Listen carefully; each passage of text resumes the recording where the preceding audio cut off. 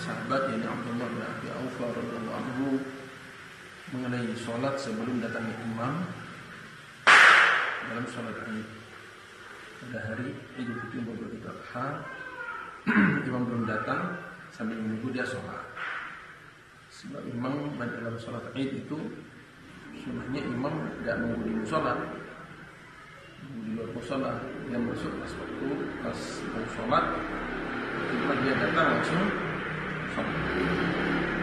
Sehingga sambil nunggu imam ini makmum ada yang sholat. Dan ini di zaman Khairul Qurun.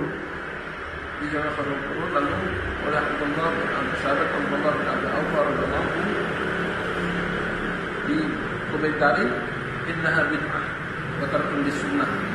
Itu bid'ah dan meninggalkan sunnah.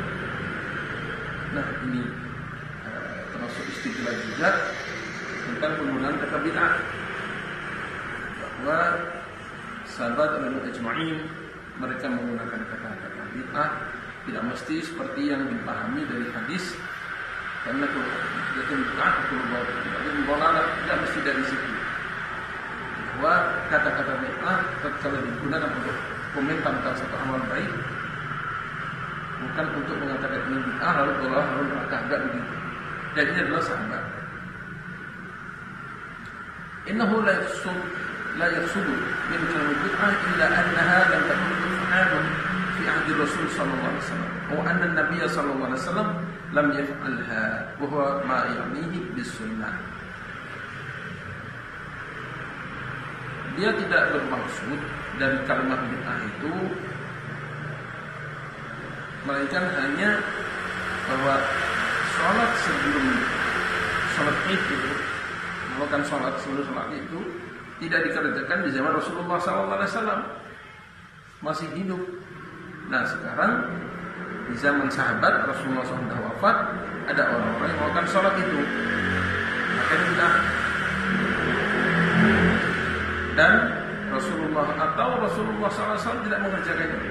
Jadi dua kemungkinan dari yang dimaksud beliau itu. Pertama adalah tidak ada satu orang pun yang mengerjakan di masa hidupnya Rasulullah SAW. Ya, maksudnya enggak berarti tidak ada sunnah taklidiyah. Sahabat mengerjakan, Rasulullah lihat diiyakan, atau sahabat mengerjakan, Rasulullah masih hidup dan tidak ada wahyu untuk menjelaskan atau menegur dan sebagainya, berarti itu dikerjakan dan Rasulullah tidak melarang. Hal itu tidak ada zaman dulu, zaman Rasulullah SAW. Atau memang maksud sahabat Abdullah bin Abi Aufa radhiyallahu anhu adalah Rasulullah tidak mengerjakan. Kemudian wala yaqsudu min hadil muradati fil hadits, dan beliau tidak bermaksud bahwa kata-kata bid'ah yang diucapkan itu adalah sebagai aplikasi dari kata-kata bid'ah yang di dalam hadis kullu bid'atin dhalalah. Bukan itu. Sebab ada kan bid'ah dhalalah, bid'ah yang salah, langsung ditegur, langsung dilarang, sebagaimana pengajian kita kemarin, bahwa karena itu langsung bertangan makruh musadim bil sunnah, maka langsung dilarang, ditegur, dilarang. Bahkan kemarin beliau tinggalkan bicara dengan kerabatnya masalah khodaf saja, apalagi masalah sholat. Andaikan itu bid'ah mungkar, bid'ah madmumah, sebagian saudara kita mengatakan tidak ada bid'ah mahmudah, semuanya madmumah, tentu sahabat Abdullah bin Abi Aufa akan langsung melarangnya. tidak cukup komentar. Ternyata beliau tidak. Wala yaqsudu al-bid'ah al-muradadah fil hadithi. Beliau tidak bermaksud dengan kata-kata beliau tadi adalah bid'ah yang ada dalam hadis. Wa huwa ma awdahahu Imam Ali radhiyallahu anhu fil hadits fi hadits al-Bazzar alladhi qaddamnahu fi 'amal al-khulafa. Dan itulah yang dijelaskan oleh Sayyidina Ali radhiyallahu anhu dalam hadis al-Bazzar yang kami telah ketengahkan fi 'amal al-khulafa. Dalam para khalifah hina qala sa'altumuni 'an sunnah.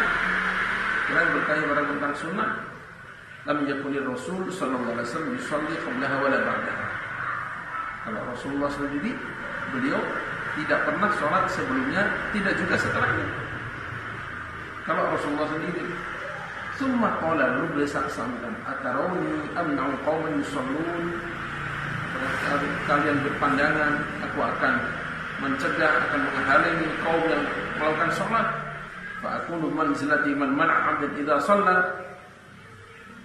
Sehingga fakuna manziliman mana ada di Allah, sehingga aku termasuk kelompok atau pada derajat orang yang melarang hamba karena dia sholat. Saya tidak mau. Ada kalanya ada tidak sholat itu orang kafir sebenarnya. Tapi Sayyidina Ali radhiyallahu anhu khawatir tersindir atau termasuk dalam ayat itu.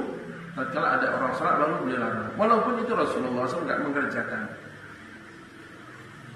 Baik qabliyah, baik sebelumnya maupun setelahnya. Wa lihadza fa'alaha jama'un min as-sahabah. Di sini ditegaskan bahkan ini. Karena itulah satu kelompok dari sahabat mengerjakannya, jelas-jelas sahabat tahu Rasulullah SAW mengerjakannya, tapi sahabat mengerjakan. Fahiyya wa illam yaf'alha Rasul. Dan itu salat sebelum salat Id atau setelah salat Id walaupun tidak dikerjakan oleh Rasulullah SAW, fa inna 'adam al-fi'la la yadullu 'ala al-man'i. Sebenarnya tidak mengerjakan bukan berarti tidak menunjukkan bahwa itu dilarang. Ini yang sering tidak dipahami atau tidak diterima atau tidak diketahui atau tidak diakui oleh ikhwas salaf. Pokoknya kalau Rasul tidak mengerjakan bid'ah, dah titik gitu saja. Ternyata ini salafnya salaf ini. Sahabat itu salafnya salaf.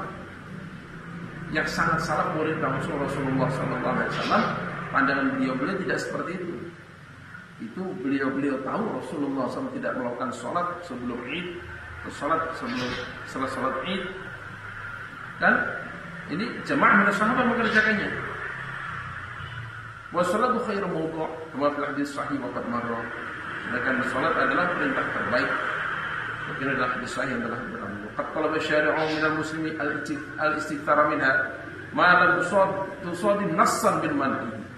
Kau qatil karaha. Dan syari' Allah dan Rasulnya telah memerintahkan pada kaum muslim untuk memperbanyak salat. Nah, dengan catatan ini adalah malam sodin nassan liman, selama tidak menabrak nas yang menjelaskan larangan. Kalau itu ya nggak jelas, jangan. Saya sampaikan bukan berarti terbuka selebar-lebarnya lalu tanpa batas, tetap ada batas-batasnya. Kalau ada syariat melarang, syariat mengatakan jangan, ya sudah. Kalau tidak ada kata-kata jangan, maka tidak dikerjakan oleh Rasulullah SAW bukan sama dengan larangan. Kalau larangan itu ada nasnya. Ini hanya dengan Rasulullah kan nggak mengerjakan. Rasulullah nggak nyontohin. Jadi sahabat tidak memahami begitu ternyata. Rasulullah SAW tidak menyontohkan qabla salat yang ada salat, ada salat ada salat. Sahabat malah mengerjakan. Apa kita mau mengatakan sahabat nggak paham syariat? Naudzubillah. Sahabat nggak paham hadis Nabi? Naudzubillah.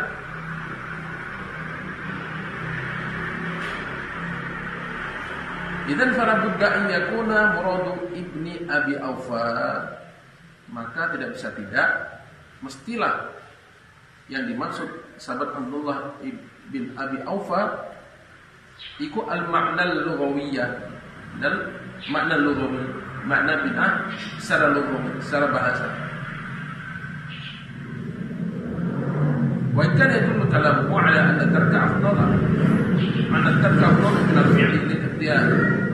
Walaupun kata-kata beliau menunjukkan bahwa meninggalkan itu lebih utama daripada mengerjakan. Lil ibtida' karena ikut Rasulullah SAW. Ya, afdaliyah nggak usah afdaliyah. Tapi kalau dikerjakan nggak bisa langsung distempel bid'ah, sesat, neraka dan sebagainya, nggak bisa begitu. Sabar nggak begitu. Kalau memang langsung tabrakan dengan larangan seperti kemarin, masalah khawatir saja nyentil-nyentil aja. Karena untuk bertabrakan langsung yusaddin nassan, menabrak nas Rasulullah SAW, maka beliau larangnya keras, tegas, kan? Action beliau langsung tidak mau bicara dengan keluarganya. Walakinna qaddamna anna hadha makhsusun bil imam, kama kana yara Ibnu Umar di sunnatil Jum'ah al-Ba'diyah. Akan tapi kami telah ketengahkan bahwa ini adalah khusus untuk imam. Kama kana yara Ibnu Umar di sunnatil Jum'ah al-Ba'diyah. Sebagaimana sahabat Ibnu Umar radhiyallahu anhu punya pendapat dalam masalah ba'diyah salat Jumat. Maka sholatnya berbeda. Maka kalau jadi imam, dia sebagai imam, beliau kerjakan itu di rumahnya, sebagaimana dulu Rasulullah mengerjakan ba'diyah di rumah beliau juga.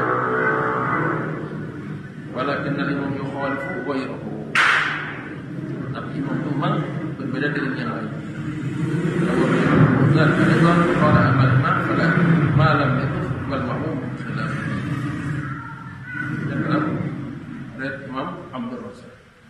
Walaysa kullu ma lam yaf'alhu Rasul sallallahu alaihi wasallam kharijan 'ani sunnah.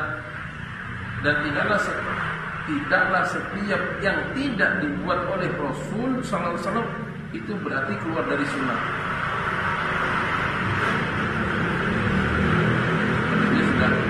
Beberapa kali beliau sampaikan seperti ini tentang makna sunnah yang berifat.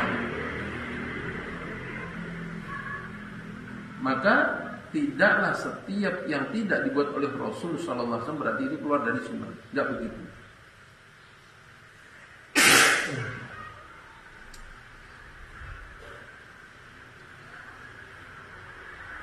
Bal innal hawafizal qawliyatal katsirata li'amil khairi.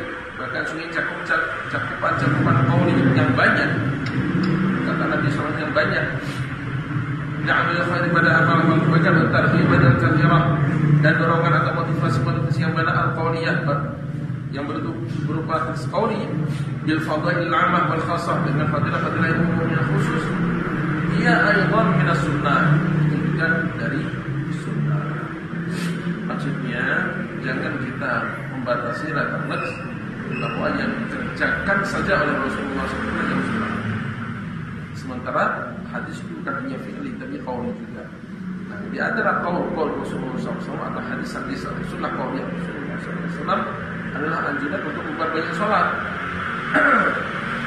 Rasulullah SAW tidak pernah sholat malam sampai 100 rakaat, apalagi 300 rakaat begitu. Tapi banyak hadis Rasulullah SAW menganjurkan untuk memperbanyak salat. Nah, ini juga terjadi sujud. Kalau sahabat minta Rasulullah SAW doakan supaya beliau menjadi tetangga Nabi di surga, maka beliau jawab, bantulah aku dengan banyak sujud. Maknanya apa? Banyak salat. Sayyidina Bilal radhiyallahu anhu, ya beberapa kali kita bahas bahwa beliau melakukan salat setiap kali pada wudu tanpa ada contoh langsung dari Rasulullah SAW mengerjakan itu, ya. Rasulullah SAW mengerjakan itu setiap waktu, kapan wudu lalu sholat, Rasulullah tidak mengerjakan itu sholat. Setiap batal wudu, Rasulullah tidak mengerjakan itu sholat. Fi'liyah tidak ada. Secara fi'liyah Rasulullah tidak mencontohkan. Kama anna takrirat as-sadirata an Rasul sallallahu alaihi wasallam, sebagaimana sungguhnya takrir yang muncul dari Rasulullah sallallahu alaihi wasallam fi ma yahdutsu minal khair, pada perkara yang muncul yakni berupa kebaikan, mimma la yukhaliful masyru'ah. Ini perkara yang tidak bertentangan dengan yang disyariatkan, dia aidan minas sunnah, itu juga termasuk dari sunnah.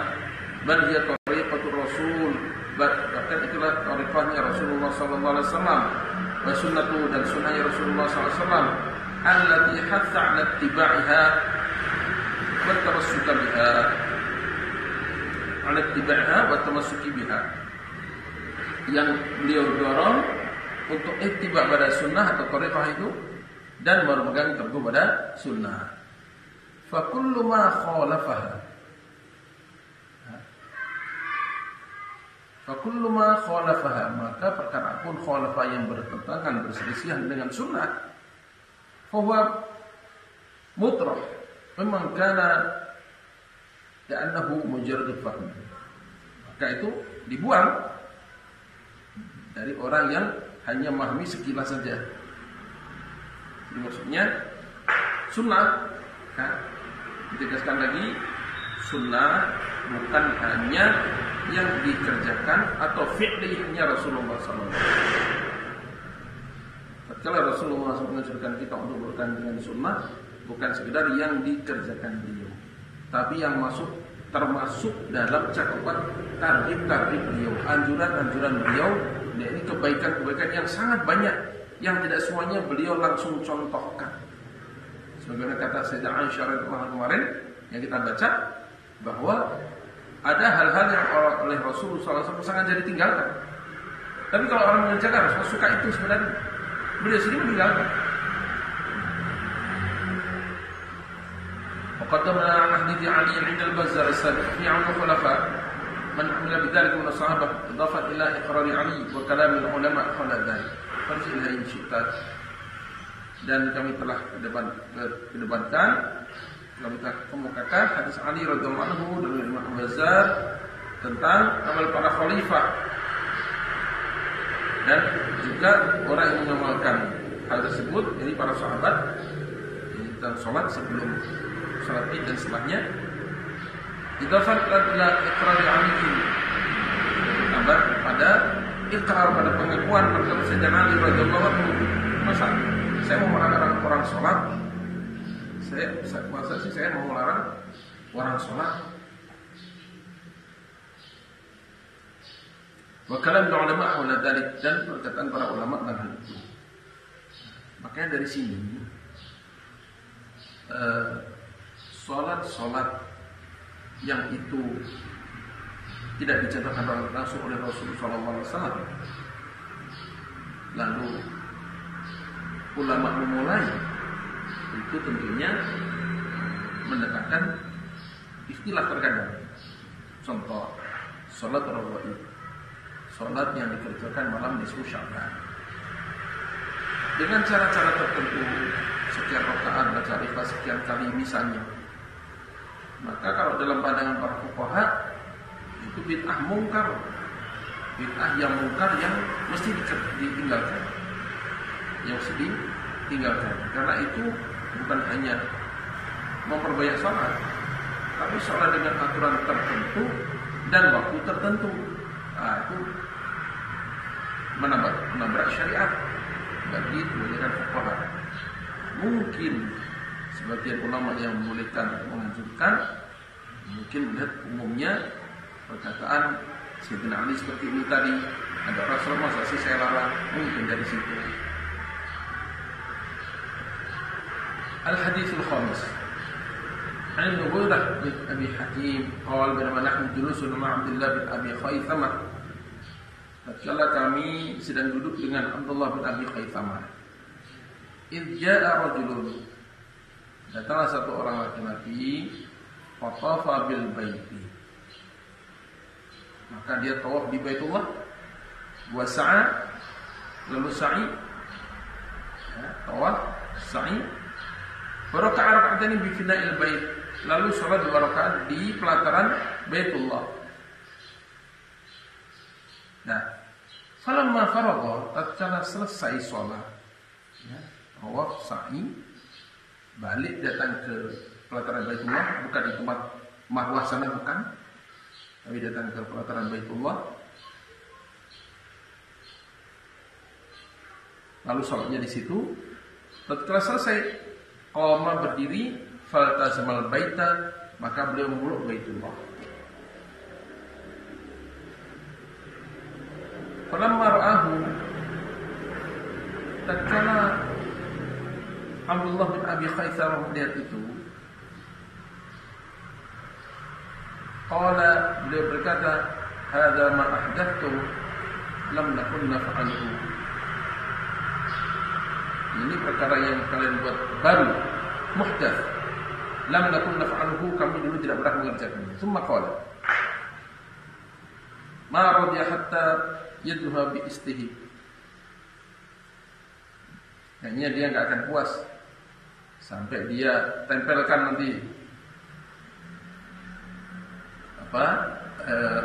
pantatnya ke Baitullah itu.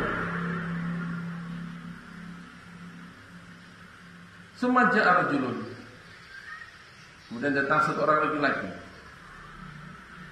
Datang satu orang lain lagi. Falamma balagha babal masjid rafa'a yadayhi, begitu masuk Masjidil Haram angkat tangannya. Fastaqbala baitah, maka menghadap ke Baitullah, kan yad'u, salat dia sedang berdoa. Awal, maka Abdullah bin Abi Khaythama pun mengatakan, lam ahdathtu lam nakun naf'aluhu. Ini sesuatu yang baru yang kalian buat ini. Baru yang kalian buat. Lam nakun naf'aluhu, enggak pernah kami mengerjakannya. Maka aku ini Mughirah bin Al-Hakim ini, sa'altu Abdullah bin Sa'ad, aku bertanya kepada Abdullah bin Sa'ad, hal syahida Badran, apakah dia ini Abdullah bin Abi Khaythama ini hadir perang Badar? Maksudnya memaksudkan ini yang komentarnya apa malu betul sahabat ini, sahabat lama, sahabat Rasulullah SAW awalun. Maka Abdullah bin Sa'ad bin Abi Waqqas radhiyallahu anhu menjawab, na'am, oh iya, dia ini hadir. Wal Aqabah, dan Baitul Aqabah juga ma'a Abi beserta ayahku Sa'ad bin Abi Waqqas radhiyallahu anhu. Maknanya ini sahabat Nabi. Apa yang beliau katakan tidak pernah kami kerjakan itu maksudnya dulu di zaman Nabi kami tidak pernah kerjakan, karena dia sahabat. Dan intaha. Rawahu Tabrani wa Ibnu kama fi Musnad Syu'aib. Fayatabiru hadha as-sahabi iltizam al-baiti ba'da rak'atil tawafi muhdatsan. Maka sahabat Abdullah bin Abi Khaythama ini berpandangan bahwa memeluk Baitullah setelah 2 rakaat tawaf itu muhdats, perkara yang baru. Kama ya'du raf'al yadaini 'inda baiti muhdatsan, sebagaimana beliau berpandangan bahwa raf'al yadain tatkala melihat Baitullah muhdatsan. Dan wa maslakuhu yadullu ala annahu la yurid min al-muhdathi bid'atan dhalalati. Dan jalan yang beliau tempuh dalam berfikir menunjukkan bahwa beliau tidak menghendaki dari kalimat muhdats itu bid'ah dhalalah, bukan itu yang beliau maksud. Bidalili annahu lam yusari' ila tanbihil fa'ilina wa nahyihim, dengan dalil bahwa beliau tidak segera mengingatkan orang yang mengerjakannya dan melarangnya, enggak, dibiarkan. Yang kasih tahu ini enggak ada di zaman Nabi. Itu doang. Tidak dilarang, tidak dicegah atau kasih tahu langsung, enggak. Beliau kasih tahunya pada orang-orang sekitarnya. Begitu. Fa inna ma yaqsudul bid'atal lughawiyyata, yang beliau maksud adalah bid'ah lughawi, asyamilata lil mahmud wal madmum, yang mencakup yang tercela maupun yang tercela. Li'annahu yutliquna dzalika 'ala ma lam yakun ma'hudan fi zamanir Rasul sallallahu alaihi wasallam. Karena mereka pergunakan istilah itu untuk perkara yang tidak dikenal zaman Rasulullah SAW secara mutlak. Jadi zaman Nabi itu nggak ada sama sekali, nggak dikenal. Au bihasmi ilmu mutakallim kama huna, atau sesuai dengan pengetahuan yang mengatakan kama huna, sebagai dalam hal ini ya, dalam poin ini mutakallim yakni Abdullah Abi Khaythama mengatakan nggak ada di zaman Nabi itu, nggak ada. sepengetahuan beliau. Jadi para sahabat, kalau kita lihat contoh aja masalah apakah tatkala kita sujud itu lutut dulu atau tangan dulu.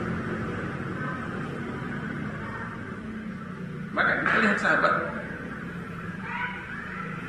Sa'd bin Abdullah radhiyallahu anhu,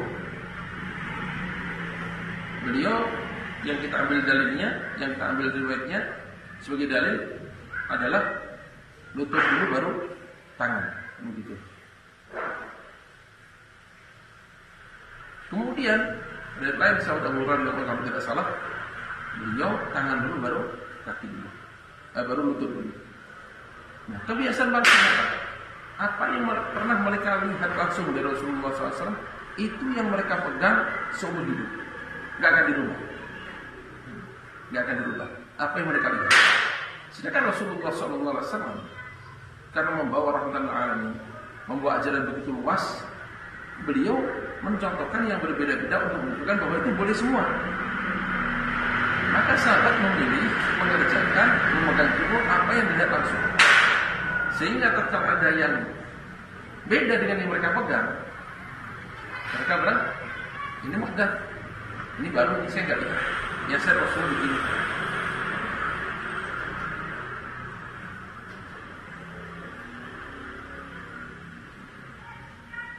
Kan beliau katakan ini bid'ah karena nggak dilihat langsung oleh Rasulullah, dan tidak dilihat langsung, baik di zaman Rasulullah SAW atau setahu beliau. Sebenarnya ada, cuma beliau nggak tahu. Tetap aja berbeda, itu bid'ah, muhdath.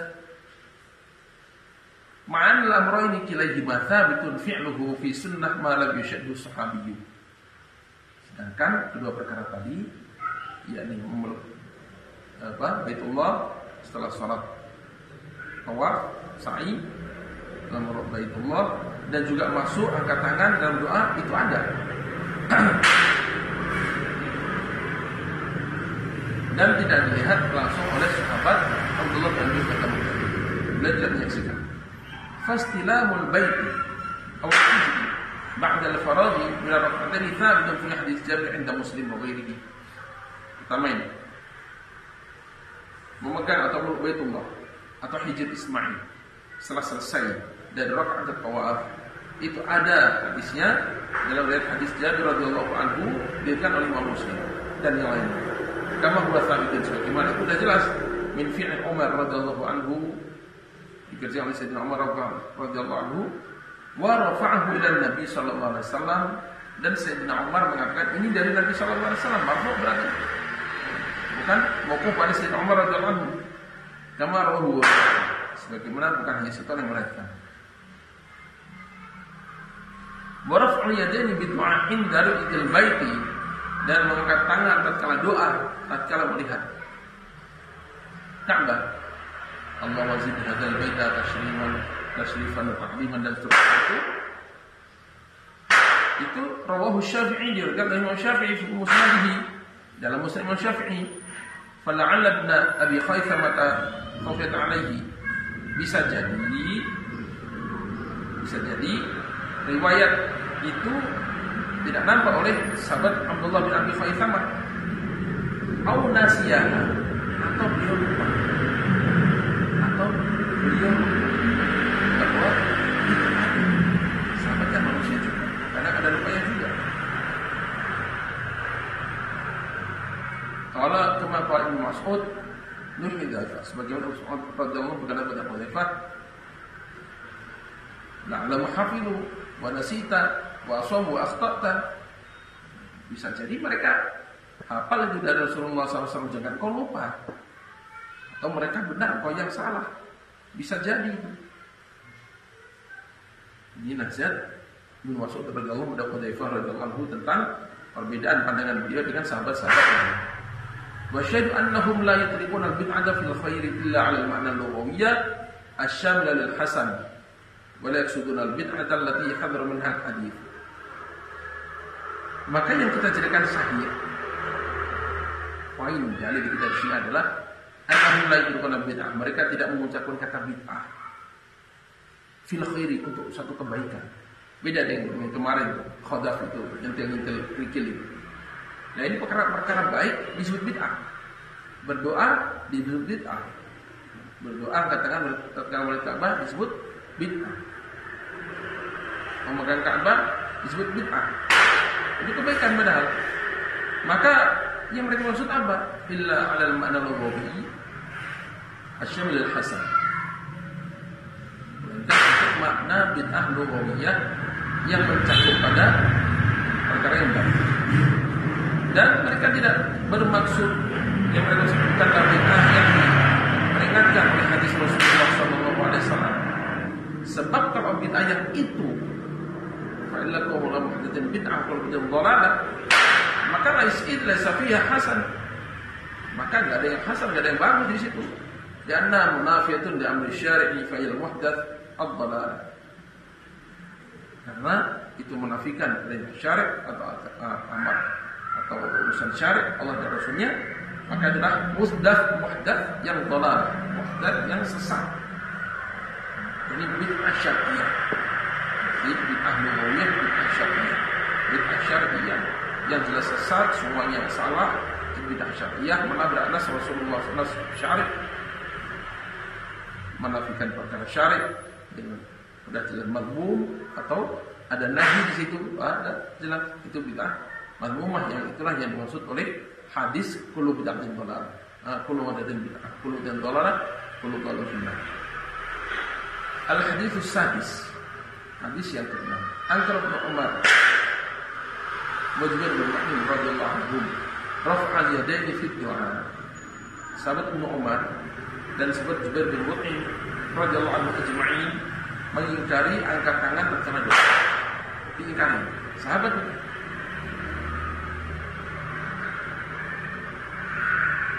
Wa ra'a Shuraih rajulan da'iyan rafi'an yadayhi. Ibnu Shuraih radhiyallahu anhu rahmatullah alaihi melihat seorang mengangkat dua tangannya kalau beliau berdoa, maka beliau berkomentar, man tatarawal bihima la ummalak. Siapa yang akan kau ambil dengan dua tanganmu itu? La ummalak, semoga tidak punya ibu kamu. Maksudnya alangkah baiknya kamu tidak usah lahir sekali. Mengambil siapa itu dengan dua tangan kamu? Ini pandangan sahabat ya. Wasaqat Tabarani dzalika anhu bil asnad kama qala al-Hafidz fil Fath. Imam Tabarani menyampaikan riwayat dari beliau tadi dengan syarat-syaratnya sebagaimana dikutip oleh Imam Hafidz bin Hajar rahimahullah dalam Fathul Bari. Qala berkata, wa nuqila 'an Imam Malik anna rafa'atain fi du'a laysa min amril fuqaha. Maka Imam Malik rahimahullah alaihi mengatakan dua tangan dalam doa bukan termasuk perintah atau urusan para fuqaha, bukan termasuk yang disepakati atau diberikan oleh para fuqaha. Waqala fil Mudawwanah yakhtassu dzalika bil istisqa. Maka perkataan beliau dinukil dalam kitab Mudawwanah bahwa mengangkat tangan tatkala doa itu khusus istisqa, bukan setiap doa. Ini kata-kata Imam Malik. Dan saya di sini. Tsumma ta'aqaba al-Hafidz. Maka kemudian Imam Hafidz Ibnu Hajar Asqalani rahmatullah alaihi, masyaallah, ini ulama besar yang berbagai mazhab Syafi'i sebenarnya. Ibnu Hajar Asqalani ini cuma kemudian karena di tempat kita di Indonesia kajian hadis masih sangat kurang sehingga nama beliau kurang begitu dikenal. Kita lihat Ibnu Hajar Al-Makki Al-Haytami, pakar fikih dan juga pakar hadis juga.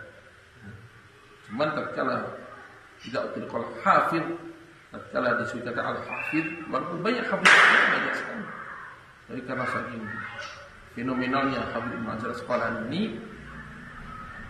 beliau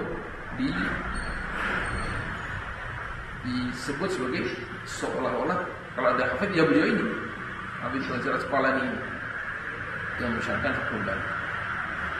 Berkomentar agak mengkritik dan fasaqa Maka beliau mendatangkan 14 haditsan fi raf'il yadaini, mendatangkan 14 hadis tentang mengangkat tangan tatkala doa. Ba'dha fil Bukhari, sebagian riwayat itu adalah kitab Bukhari. Wa ba'dha fil Muslim, adalah kitab Muslim. Namanya orang baca terlewat itu maklum, lafaznya ada. Waktu sedang baca itu enggak ngeh bahwa itu adalah dalil raf'nya dia gitu maksudnya. Dan yang lainnya dalam selain Bukhari Muslim. Kulluha, semua riwayat 14 tadi itu raf'al yadain fi du'a. Mensabitkan, menentukan, menguatkan, mensabitkan, memastikan adanya raf'al yadain fi du'a.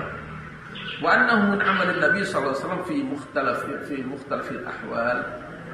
Dan itu adalah bahkan diamalkan oleh Nabi sallallahu alaihi wasallam dalam keadaan yang berbeda-beda. Wa khatama, dan menutup Hafidz Ibnu Hajar rahimahullah alaihi dzalika riwayat tadi bima akhraja Abu Dawud wa Tirmidzi wa hasanahu wa ghairuhuma min hadits Salman marfu'an. 14 ayat tadi beliau tutup dengan riwayat Imam Abu Dawud, Imam Tirmidzi, dan dihasankan Imam Tirmidzi dan lainnya. Ini hadisnya sabda Salman radhiyallahu anhu marfu', inna rabbakum hayyun karim yastahyi min 'abdihi idza rafa'a ilayhi yadayhi ay yaruddahuma sifra. Sungguhnya Rabb kalian itu sangat pemalu, sangat pemurah. Allah Ta'ala malu pada hambanya tatkala dia angkat tangannya pada Allah lalu dikembalikan dalam keadaan kosong. Mana ya Pak? Angkat tangan. Angkat tangan, minta dengan angkat tangan. Qala wasanahu jayyid. Tsumma naqala an Ibnu Abbas ma yu'ayyidu dzalik. Sanadnya bagus, lalu beliau nukil dari Ibnu Abbas radhiyallahu anhu yang menguatkan tadi. Qala wa ta'awwalu.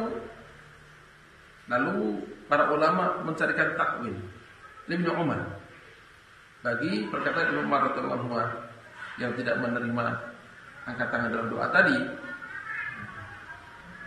Jadi karena para ulama ini selalu meletakkan husnuzon kepada para salaf mereka, apalagi para sahabat, maka tatkala ada pendapat atau perkataan yang namanya bertangan dengan hadis-hadis yang jelas atau kata-kata yang mu'tabar, maka tidak langsung dibenturkan, dihempaskan, dicampakkan, enggak begitu. Nah, Ibnu Umar enggak tahu itu, berarti dia enggak ngerti. Enggak begitu, naudzubillah, enggak begitu. Ta'awalu, mereka mencarikan alasan. Kira-kira kenapa? Sampai Ibnu Umar radhiyallahu anhu berpendapat begitu, kenapa kira-kira? Maka mereka mencarikan alasan awal. Anna inkarahu innama kana 'ala man rafa'a ma ila haddil mankibain. Kemungkinan yang diingkari adalah orang yang mengangkat dua tangannya sampai pada pundak sampai segini, sampai pada pundak ini. Mestinya cukup di depan dada. Bidalil ma anhu min rafi'i ila haddis sadri. Dengan dalil, ya, dengan dalilnya apa? Dalil mentakwilkan ini. Ma anhu. Ini riwayat yang diambil dari Ibnu Umar sendiri. Min rafi'i yang mengatakan ila haddis sadri. Angkat tangan sampai pada dada saja. Ya. Angkat tangan pada dada saja. Itu. Bahwa takwilun maqbul la budda minhu, itu adalah takwil yang diterima. Yang tidak bisa tidak yaitu menjalani. Wa illa, kalaulah tidak ditakwilkan begini, tidak dijadikan takwil untuk pembenaran perkataan Ibnu Umar ini, terus bagaimana? Saya ini enggak bisa ditakwilkan. Fa inna man hafadha hujjatun 'ala man lam yahfaz. Inna man hafidha hujjatun 'ala man lam yahfaz. Karena sunni orang yang hafal itu hujjah atas orang yang tidak hafal. Yang tahu riwayat ya sudah menjadi hujjah yang bisa diterima atas orang yang tidak tahu riwayat. Hadis Salman radhiyallahu anhu meriwayatkan dan banyak sahabat lain meriwayatkan tentang raf'ul yadain doa. Maka kalau yang tidak tahu mesti menerima saja. wa alaihi, maka dengan mengambil kesimpulan tadi, fala mahalla min inkaril munkirin ala man yarfa'u yadayhi fi du'a fi ayyi mawdi'in, maka tidak ada tempat, tidak ada lagi kesempatan untuk ingkarnya orang yang suka mengingkari, orang yang mengangkat tangan tatkala doa fi ayyi mawdi'in, dalam tempat apapun, min hadhil mawadi'i, dan dalam tempat ini adalah raf'ul yadaini aqibal wudu'i inda du'a'il ma'thur, adalah mengangkat kedua tangan setelah wudu, tatkala membaca doa yang ma'thur dari Rasulullah SAW. Allahumma ja'alni minat tawwabin wa ja'alni minat mutatahhirin, dan seterusnya itu sambil angkat kedua tangan. Fahuwa raf'ul yadain tatkala doa setelah wudu ini, wa illam yurwa raf'u hahuna bi khususihi fa inna 'umum at-talabi yashmaluhu. Walaupun tidak diriwayatkan secara khusus bahwa raf'ul yadain dalam doa setelah wudu ini langsung begitu enggak ada, tapi perintah secara umum tentang raf'ul yadain dalam doa ini mencakup itu juga. Dah, gitu ya. Sekarang kita bicarakan hal lain tentang raf'ul yadain. Kalau di Pakistan, kita bisa memahami semuanya. Kalau di Pakistan, ulama-ulama mazhab Hanafi yang mereka juga pakar hadis, mereka membedakan antara doa dan azkar indal ahwal. Doa dan azkar indal ahwal. Doa ya, itu kalimat permohonan, kalimat permintaan, minta pada Allah, itu doa, itu raf'ul yadain. Tapi kalau azkar indal ahwal, zikir-zikir yang maknanya doa, tapi itu warid datang dari Rasulullah SAW untuk keadaan-keadaan tertentu, maka beliau mengatakan itu tidak termasuk dalam doa yang disebutkan raf'ul yadain, cukup dibaca saja. Contoh, kita mau masuk toilet, kan doanya Bismillahirrahmanirrahim minal khubuthi wal khaba'ith. Ini lafaznya minta pada Allah, tidak untuk kita dengan padamu. Nah di sini angkat tangan enggak? Kalau kita mulai doa, maka angkat tangan bagus. Tapi kalau kita ambil qaul ulama-ulama Pakistan tadi, yang itu mungkin lebih mu'tadil untuk lebih bisa membedakan tadi, maka ini bukan masuk doa yang disunahkan raf'ul yadain, tapi ini adalah azkar yang disunahkan indal ahwal, tatkala keadaan tertentu. Atau misalnya tatkala akan makan,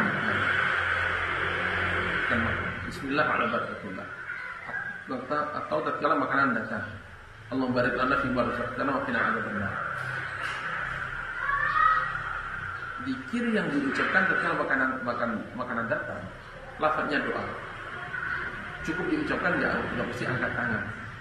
Itu pandangan ulama Pakistan. Dan kalau itu doa, mestinya sunnahnya dengan hamdalah, salawat, baru doa. Nah itu yang disunahkan angkat tangan. Ada pun yang enggak, maka itu maksudnya adalah azkar indal ahwal, zikir-zikir yang disunahkan tatkala kondisi-kondisi tertentu, enggak mesti angkat tangan. Walaupun isinya doa. Karena itu maksudnya adalah adanya zikir pada keadaan-keadaan yang berbeda-beda, yang itu diajarkan, disunahkan oleh Rasulullah Sallallahu Alaihi Wasallam. Wa mahallu syahidi, dan syahidnya di sini yang kita jadikan syahid di sini itu dari mana? Anna inkar Ibnu Umar wa ghairihi, sungguh ingkarnya Ibnu Umar radhiyallahu anhu wa ghairihi dan juga Ibnu Umar radhiyallahu anhu tadi, wa in qala ahadun minhum bid'ah aw muhdath, walaupun salah seorang dari mereka mengatakan bid'ah muhdath, fa innahum la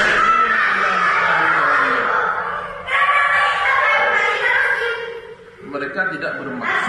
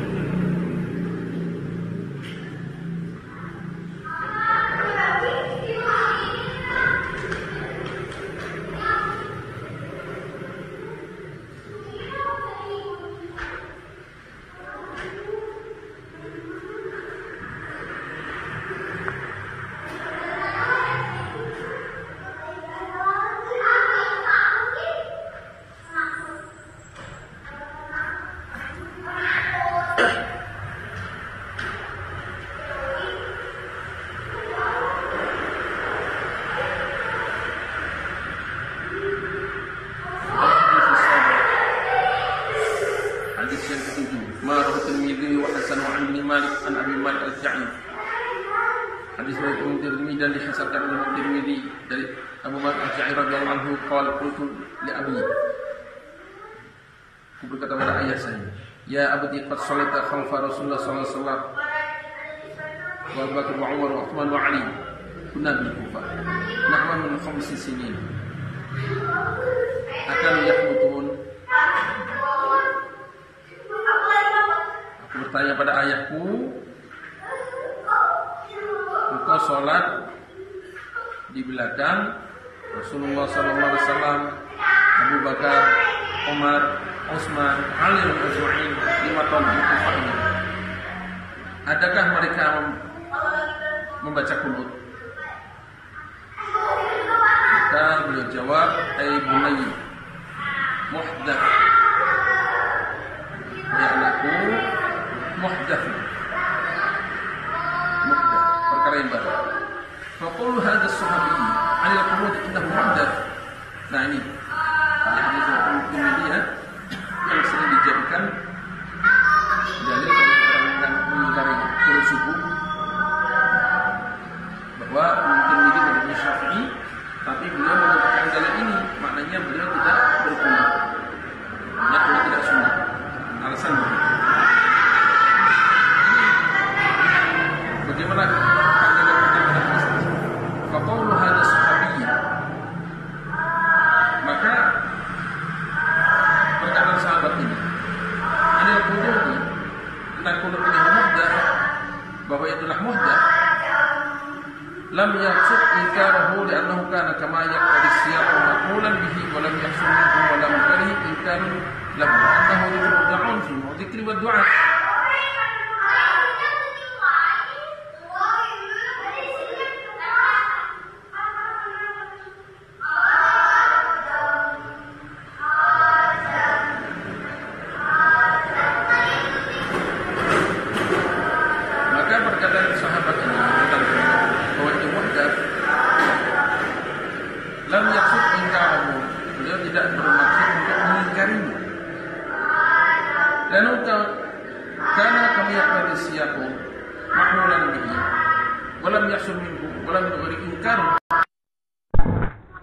Sebab cara bertanya Abu Bakar al-Ja'di pada ayahnya ini menunjukkan bahwa kunut sedang dikerjakan waktu itu, banyak melakukan. Lalu beliau tanya, kok orang pada kunut gimana ini? Berarti kan orang pada kunut zaman itu. Walam yahsul minhu walam yakri inkarun lahu. Tapi tidak diingkari, dicegah, dilarang, enggak. Karena zikr dan doa fi mawdi' zikr wa doa. Karena itu zikir, itu doa pada tempat zikir dan doa.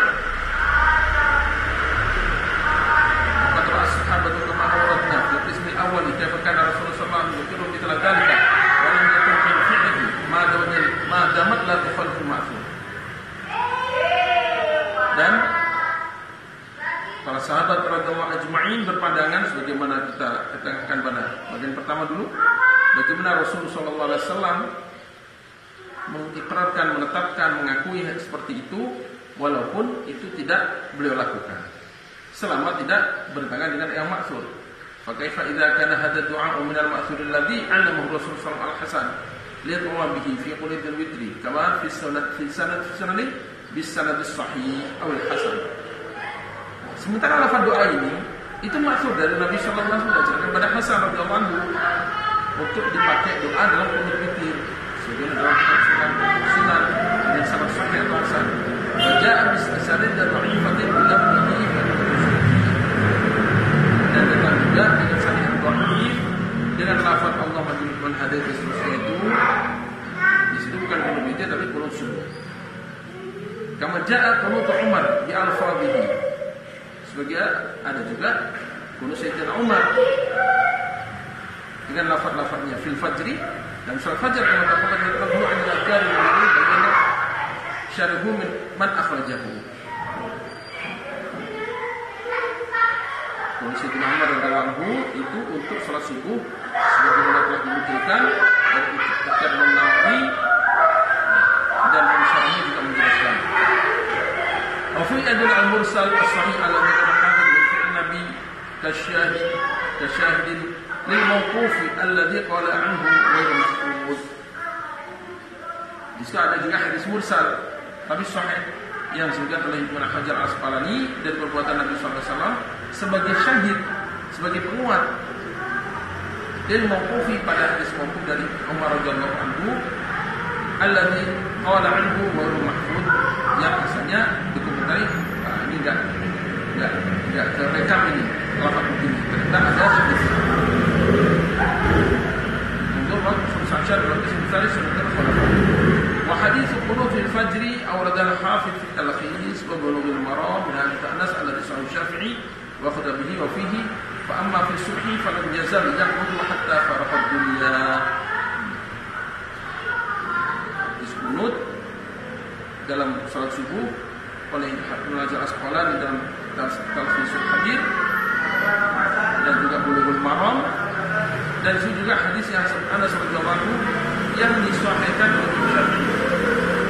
Kita ingat ya, Imam Syafi'i ini belajar hadis, menghafal sunnah. Beliau sangat paham bahkan menguasai sunnah-sunnah Rasulullah SAW, hadis-hadis Rasulullah SAW.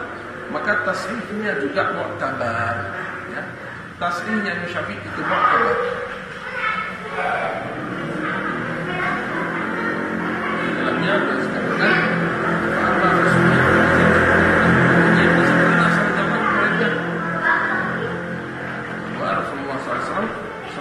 sampai meninggal dunia.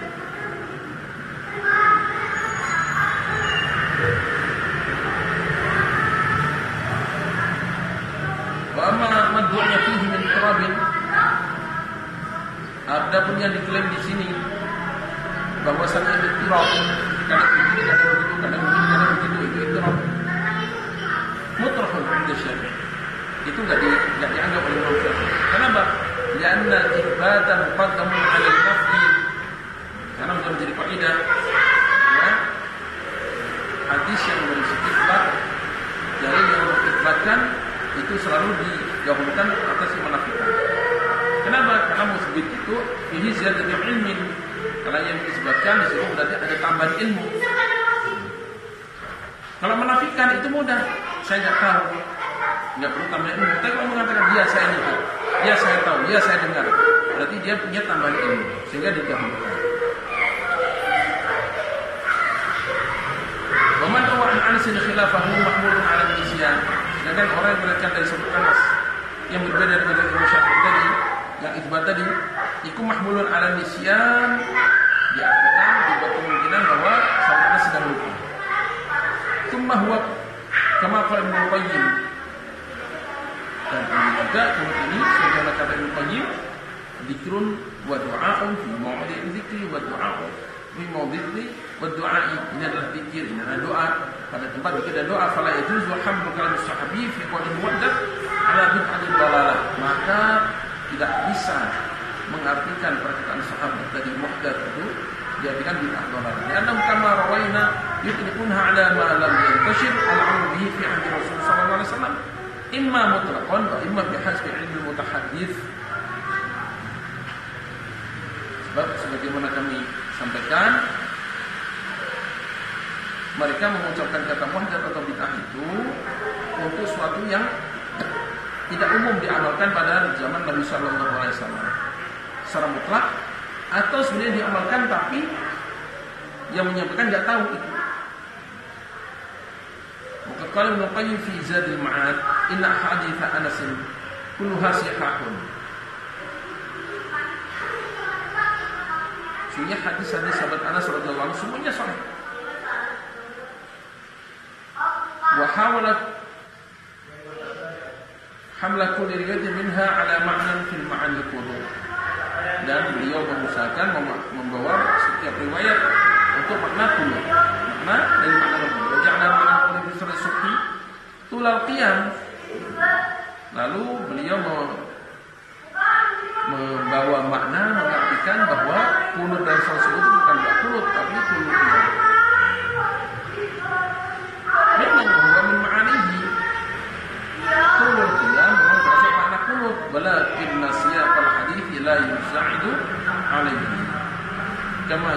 Amir As-Sun'ani. Tapi runutan hadis tadi nggak cocok, nggak matching kalau itu diartikan bahwa yang biasa adalah ruqyah, sebagaimana oleh Imam As-Sun'ani kemudian begitu. Dan nasihahu anna Rasul sallallahu alaihi wasallam, karena runutan katanya sebenarnya Rasulullah SAW karena yaqnutu fi sholawati, beliau berkunut dalam sholat yad'u li qaumin wa yad'u ala qaumin. Nah ini jadi kunut di sini jelas isinya doa untuk kebaikan satu kaum, untuk kecelakaan satu kaum. Sementara kalau beliau tinggalkan amma fi subhi falam yazal yaqnutu hatta farqat dunya. Adapun untuk salat subuh maka beliau tidak pernah tidak, beliau terus berkunut sampai meninggal dunia. Mana itu yang mana? Itu yang tadi isinya doa. Huwa sarahun fi iradati du'a fi hadzal mawdi'. Maka ini jelas yang dimaksud adalah doa pada saat tadi setelah rukuk tadi. Summa qala Ibnu Qayyim lalu akhirnya berkomentar wal haqqu anna al-fi'la sunnatun wa tarka sunnatun. Kalau beliau mengerjakan sunnah, mengerjakan juga sunnah. Menurut beliau ini, mazhab Hambali beliau. Wa yujabu anhu, lalu kita jawab, ya anna al-fi'la huwa alladhi tathbutu bihi sunniyah walau marra. Sunniyah dikerjakan oleh Rasulullah SAW. Dengan itu tathbutu bi sunniyah, maka kesunahan sudah ada dalilnya. Walau maratan, walaupun hanya sekali mengerjakan. Berarti sunnah. Kenapa? Kalau mengerjakan kan begitu. Amat tarku, ada pun meninggalkan, itu masih banyak kemungkinan. Kalau ada bagian menjawab, bisa diartikan oh boleh tidak kunut, sehingga tidak wajib pakai sunnah. Ay ala adam wujubil fi'li, tidak wajib. Siapa waktu pada hadis Sayyidah Aisyah anha anna Rasulullah sallallahu alaihi wasallam amala fi'lahu wa fi'luhu ahabbu ilaihi khasyata an yusanna bihi fa yufradu alaihi. Rasulullah sallallahu alaihi wasallam meninggalkan beberapa amalan, sedangkan kalau dikerjakan itu beliau sukai. Khawatir kalau itu diikuti lalu difardukan. Wa kana yuhibbu ma khafa ala ummatihi, dan beliau menyukai perkara yang ringan al-hukmnya. Wal haditsu muttafaqun alaihi wa la haditsul ukhra. Dan ada hadis-hadis lain yang menunjukkan itu. Wa yadullu ala anna al-qunuta fi sholati subhi kana syura fi sabr awali. Dan dari yang menunjukkan bahwa qunut salat subuh itu terkenal pada kurun pertama. Wa ma ba'dahu, dan istilah ma'rufa Abdul Razzaq. Yang dikatakan Abdul Razzaq an Ibnu Jubair an ataqala qultu lahu al-qunutu fi raqdil jum'ati, kunut untuk rakaat Jumat.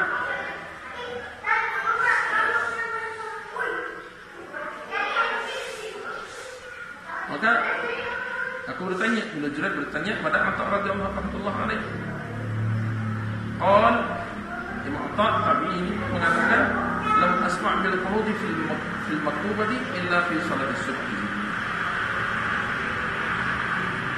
Imam Atha bin Abi Rahmah mengatakan, aku tidak pernah mendengar kunut untuk sholat wajib kecuali sholat subuh. Maknanya bukan perkara bid'ah, bukan perkara baru, bukan ada setelah Imam Syafi'i menjadi mustahid lalu diada-adakan. Enggak begitu. Dengan kunut ini ya. Karena ini cukup penting